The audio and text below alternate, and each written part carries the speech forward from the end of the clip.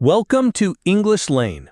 In this video, you will learn the complete life story of Indira Gandhi, India's first female prime minister, in a fully detailed narration designed to improve your English listening skills, pronunciation, and comprehension.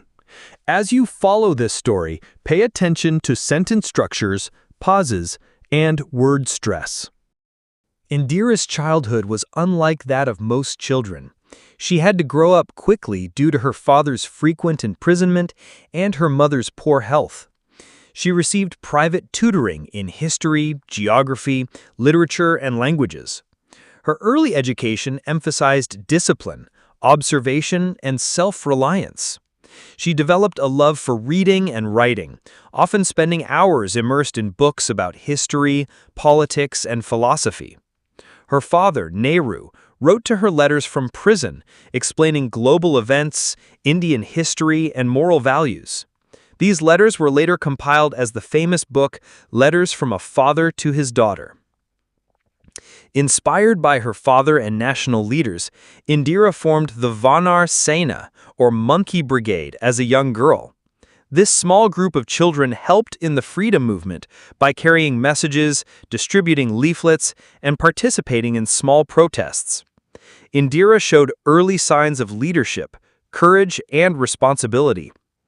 In 1930, she witnessed the famous Salt March led by Mahatma Gandhi. Observing thousands of Indians participating in civil disobedience left a lasting impression on her young mind. She realized that the fight for independence required not just leaders, but the active participation of ordinary citizens.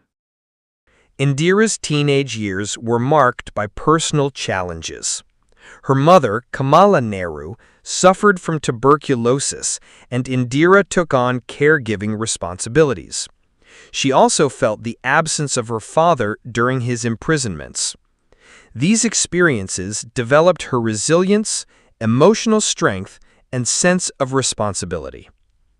In 1934, at age 17, Indira went to Santi Niketan, the school founded by poet Rabindranath Tagore. Tagore gave her the name Priyadarshini, which means one who looks upon everything with kindness.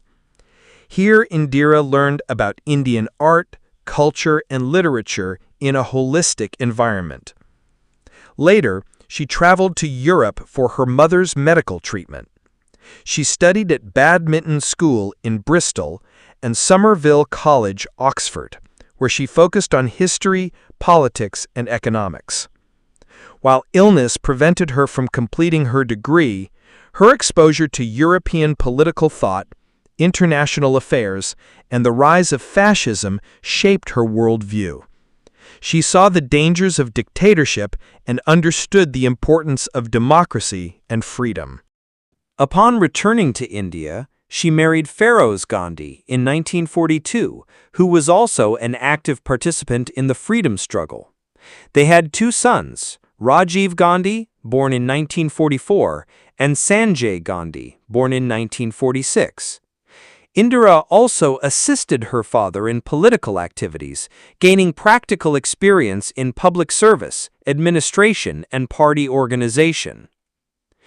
Post-independence life and rise to prime minister.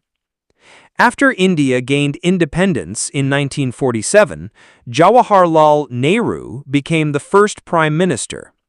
Indira Gandhi, now a young adult, was deeply involved in public life, observing her father closely as he navigated the challenges of governing a newly independent nation. She accompanied him to official functions, diplomatic meetings, and public events, learning the nuances of administration, governance, and international diplomacy. During this period, India faced enormous challenges: rehabilitating refugees from partition, integrating princely states into the Indian Union, addressing communal tensions, and setting up institutions for governance. Indira actively participated in discussions about education, rural development, and social welfare. She developed an understanding of policymaking and the practical difficulties of implementing reforms in a diverse and newly independent nation. Indira Gandhi's personal life during this period was intertwined with political engagement. She and Firoz Gandhi raised their sons Rajiv and Sanjay while balancing family responsibilities with public life.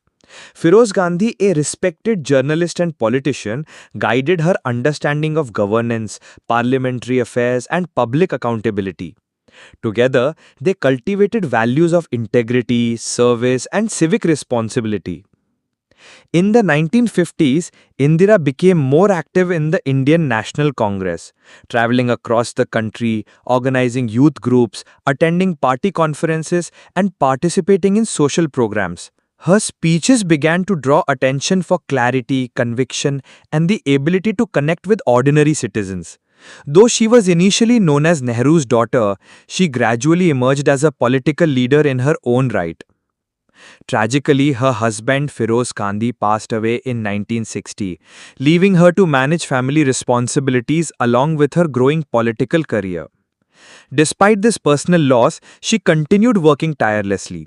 She visited rural areas, met farmers, and listened to the concerns of ordinary people, gaining insights into India's social and economic challenges.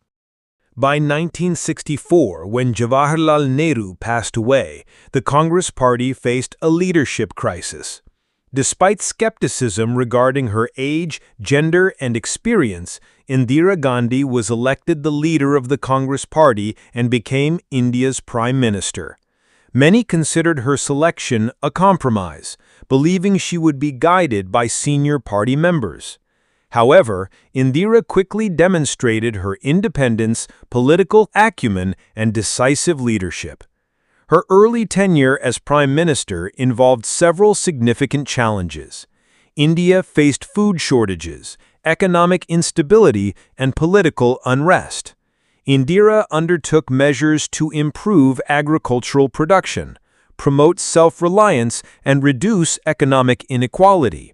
She emphasized industrial development, educational reforms, and social welfare initiatives. One of her landmark decisions was the nationalization of banks in 1969, aimed at increasing access to credit for rural populations and reducing wealth concentration among a few industrialists. Though controversial, this decision reinforced her image as a reform-oriented and bold leader. She popularized the slogan "Garibi Hatao," remove poverty, placing social justice and poverty reduction at the center of her policies. Indira Gandhi also strengthened India's international position. She maintained strong ties with the Soviet Union, balanced relations with the United States, and asserted India's sovereignty in global matters. Her foreign policy decisions reflected a combination of pragmatism and vision, aiming to secure India's national interests while supporting global decolonization movements. During her first term, she faced opposition from senior Congress leaders known as the Syndicate, who attempted to control policymaking. Indira skillfully navigated these internal conflicts, consolidating her authority and building loyalty among younger party members who admired her courage and clarity. By the early 1970s, Indira Gandhi had established herself as the undisputed leader of India. She took decisive steps in national security, social reform, and economic modernization. Her leadership style combined strategic vision with direct engagement with citizens, ensuring that her policies reflected both political acumen and public appeal. The early 1970s also saw increasing political and humanitarian crises in East Pakistan, which led to the Bangladesh Liberation War in 1971. Millions of refugees crossed into India, creating immense social and economic pressure. Indira Gandhi coordinated relief efforts, providing food, shelter, and medical care to the displaced population. She supported the Bangladesh Liberation Movement, offering military, logistical, and diplomatic assistance. In December 1971, the Indo-Pakistani War ended with the creation of independent Bangladesh. Indira Gandhi's decisive leadership during this period earned her immense respect, both in India and internationally. Her popularity soared, and her government gained a renewed mandate to implement her domestic policies. After the war, Indira Gandhi focused on economic reforms and social development. She continued to implement programs aimed at poverty reduction, rural employment, literacy, and women's empowerment. Her leadership emphasized inclusivity, social justice, and the welfare of marginalized communities. In 1974, India conducted its first nuclear test at Pokhran, codenamed Smiling Buddha, signaling the country's scientific and strategic independence. Despite international criticism, Indira defended the test as essential for national security and sovereignty. Leadership challenges, emergency, policies, and legacy, 1975 to 1984. By the mid-1970s, Indira Gandhi had firmly established herself as the most influential political leader in India. Her tenure faced increasing challenges, both domestically and internationally. Within India, political unrest, social tension, and economic difficulties demanded decisive action. In 1975, following a controversial court verdict on her election, Indira Gandhi declared a state of emergency. Civil liberties were temporarily suspended, press censorship was imposed, and political opponents were detained. This period, though controversial, allowed her government to implement ambitious reforms and address issues of governance and stability. Critics accused her of authoritarianism, while supporters argued that these measures were necessary to safeguard the country's unity and development. During the emergency, Indira Gandhi focused on several major initiatives: population control programs aiming to improve family planning and reproductive health, land reforms seeking to redistribute land to the landless and improve rural productivity, economic policies to stabilize prices, encourage industrial development, and expand employment opportunities. Despite facing domestic criticism, she also strengthened India's international presence. She maintained close ties with the Soviet Union, balanced relations with the United States, and navigated complex regional dynamics, including the aftermath of the Bangladesh War. Her foreign policy emphasized India's sovereignty, strategic independence, and regional stability. After the emergency ended in 1977, Indira Gandhi faced a general election and suffered a political setback when the opposition, led by the Junta Party, came to power. However, she remained politically active, traveling extensively to rebuild her support base and maintain direct contact with grassroots leaders. Her ability to connect with ordinary citizens and her unwavering dedication to India's development helped her regain public trust. By 1980, she returned to power with a strong electoral mandate. Her second tenure focused on economic modernization, rural welfare, education, and women's empowerment.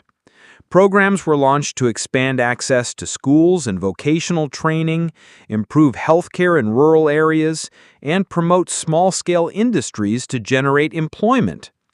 Tragedy struck when her younger son, Sanjay Gandhi, died in a plane crash in 1980, creating a personal and political loss. Despite this, Indira continued her governance, showing resilience and determination. Indira Gandhi's life teaches valuable lessons about leadership, courage, vision, and sacrifice. She faced immense challenges, but consistently prioritized the nation's welfare. Her decisions, both celebrated and controversial, continue to shape India's political, social, and economic landscape. Through this detailed narration, you have practiced listening to long-form English narratives, understanding complex sentence structures, improving pronunciation and intonation, expanding your vocabulary, following detailed historical storytelling in English. By following this story, learners can improve their English listening comprehension, fluency and pronunciation, while also gaining knowledge about one of India's most influential leaders. If you found this biography helpful, please like, comment, and subscribe to English Lane. Supporting our channel enables us to continue providing detailed historical stories and high-quality English learning content. Thank you for listening, and continue learning with English Lane.